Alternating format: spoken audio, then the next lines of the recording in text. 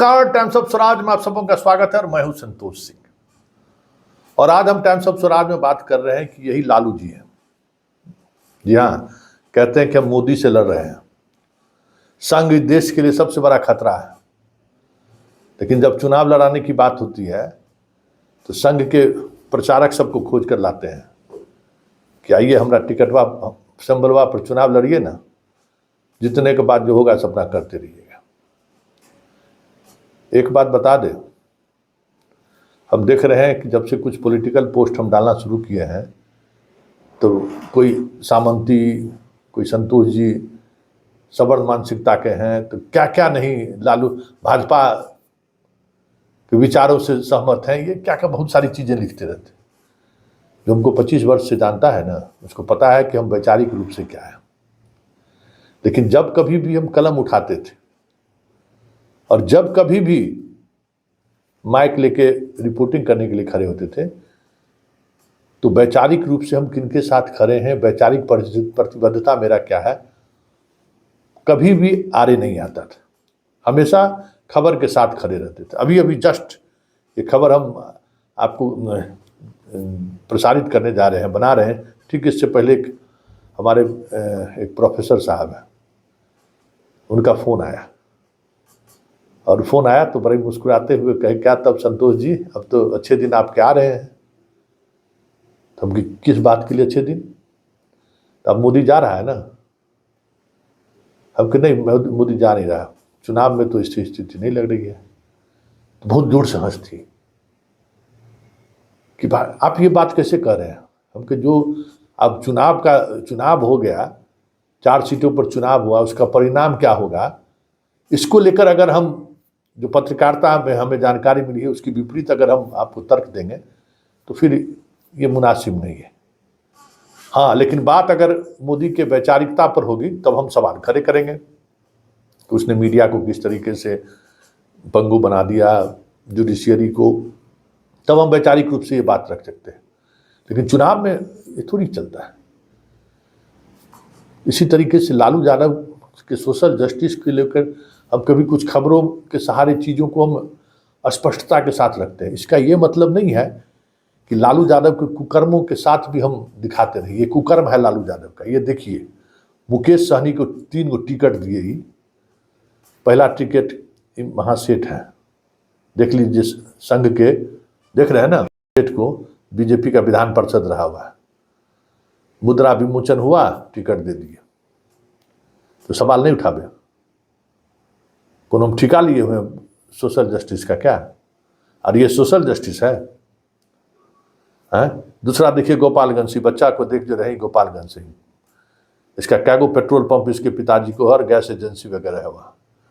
राजनीतिक रूप से वार्ड काउंसलर का भी चुनाव नहीं लड़ा है। इसके पिताजी भाजपा कार्यकारिणी के सदस्य हैं, दलित प्रकोष्ठ के, बीजेपी के नामी ग्रामी नेता हैं गोपालगंज में। और ये खुद जो आप देख रहे हैं इसका फोटो, ये प्रचारक प्रथम वर्ष होता है आरएसएस में, उसकी ट्रेनिंग ले रहा है।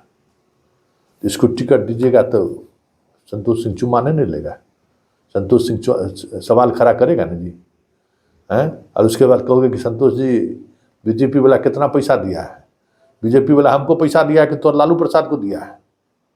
अगर यही सवाल हम करें तो आरएसएस के 2 आदमी टिकट देने का क्या मतलब है?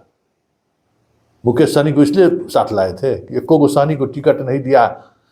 एक जगह सूरी को दिया, बनिया को, दूसरे जगह दलित को दिया, वो भी बीजेपी का हार्डकोर, और तीसरे जगह रात में जो कुशवाहा को दिया है, यही तेजस्वी यादव और लालू यादव उसका टिकट काट दिए थे विधानसभा में। क्यों? तो भोला बाबा के बारे में बड़ा अनसन गाली गलौज बोल दिया था वहाँ। जरा सुन लीजिए आप भी। सबसे ज्यादा रोष बस समाजी सर। अच्छा एक बात बताएं, हम हिंदू हैं, ये मैं और हिंदू हुई मत कीजिए। हर साल बाबा के ठेल के जल चढ़ाइए, अब बाबा ठेल दिलन तब विधायक जी दोषी हो गए।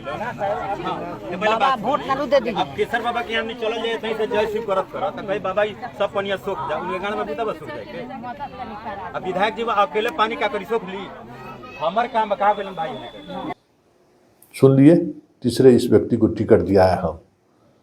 तो हेलीकॉप्टर का खर्चा मुकेश सहनी उठा रहा है, इसलिए आप विचार सोशल जस्टिस को ताक पर रख दीजिए। तो हम पत्रकार हैं, हम को मुकेश सहनी का थोड़े ठेका लिए हुए हैं।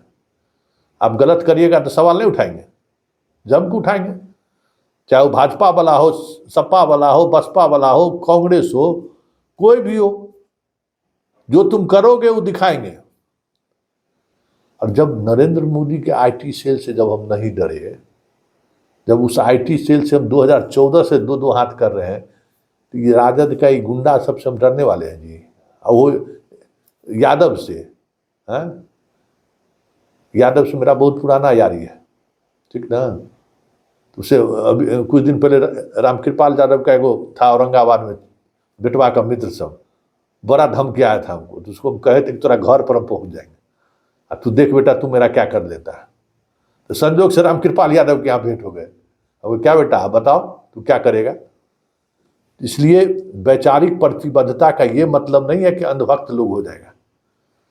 सोशल जस्टिस मेरा है, उसके प्रति हम वैचारिक रूप से एकदम हमेशा खड़े रहते हैं, दबे कुचले के साथ। चाहे कोई जाति धर्म का लोग हो, अगर हमारे पास आ जाए खबर के लिए तो हम उसके साथ खड़े रहेंगे, चाहे सामने वाला कोई भी क्यों नहीं।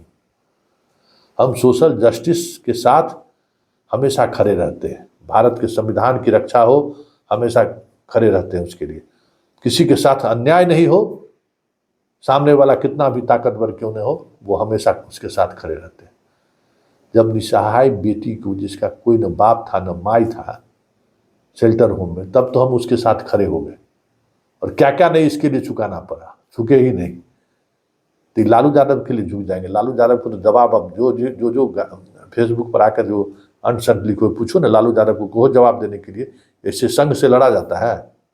ऐसे टिकट वितरण कीजिएगा तो क्या लोग कहेगा? तो यही चीज़ है, यही समझने की जरूरत है कि मेरी वैचारिक प्रतिबद्धता व्यक्ति से नहीं है, आइडियोलॉजी से है। और उस आइडियोलॉजी के लिए किसी भी हद तक जा सकते हैं, लेकिन जब विश्लेषण की बात होगी तो जो सत्य है, जो हमें दिख रहा है, चाहे वो अर्ध सत्य ही क्यों ना हो, मुझे जो दिखेगा वही लिखेगा, मुझे जो दिखेगा वही बोलेगा। के पाठक के साथ अगर मजबूती से उसके गलत कार्यों का हम विश्लेषण करते हैं, उजागर करते हैं, तो उसके सही कामों को भी हम बधाई देते हैं कि नहीं ये काम पाठक ने ठीक किया। तो हम इस पत्रकारिता करते हैं, चाटुकारिता नहीं करते।